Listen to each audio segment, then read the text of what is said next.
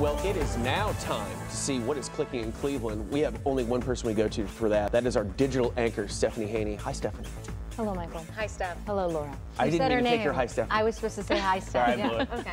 It's okay. What's clicking Hello today, to you both. Yeah, Okay. what's clicking? So, we're doing the year-end roundups, Yes. and yesterday we talked top money stories from 2022. Well, now we're talking about the most read Verify stories in general from this year.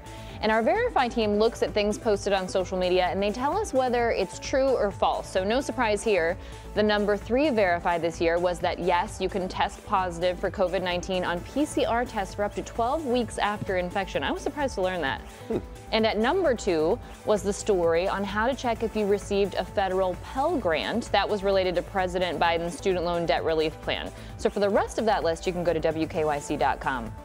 Here's another one from our Verify team. As we get ready to kick off 2023, let's talk about why we do it on January 1st. It's been that way on the Gregorian calendar since the 1500s, and most of the world uses that calendar. But some countries still use their own calendar. So while we get ready here to ring in 2023, in Nepal, it's 2079. Wow. They use an historical Hindu calendar, and they celebrate the new year in mid-April. And the same goes for Ethiopia, which has its own 13th-month calendar, and will ring in the year 2016 in September. Of course, there are also cultural New Year's celebrations like in China, where January 1st is a public holiday, but the big celebration is on the Lunar New Year a few weeks later.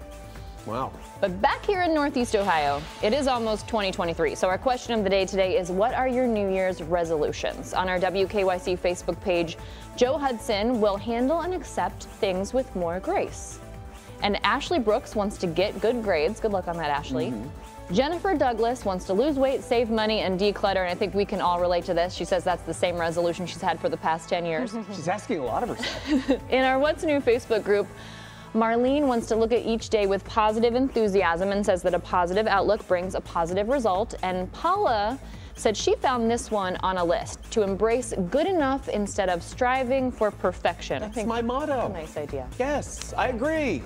Is that your resolution? Yeah, what's your resolution? I've already settled on good enough. So what I'm going to do seriously is I'm going to try and write more this year. Oh, I like that. Yeah, that's what I'm going to do. What is your New Year's resolution? Well, I've been thinking about it because I really haven't made one. I think I want to be more present in the moment.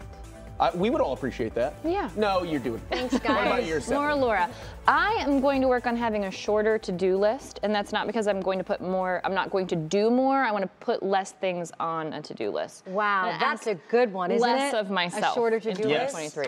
Okay, guys, I like that a lot. All right, let's all be better people when we see each other next week. Okay, Sounds good. great. Thank you, Sounds Stephanie. great. Appreciate it.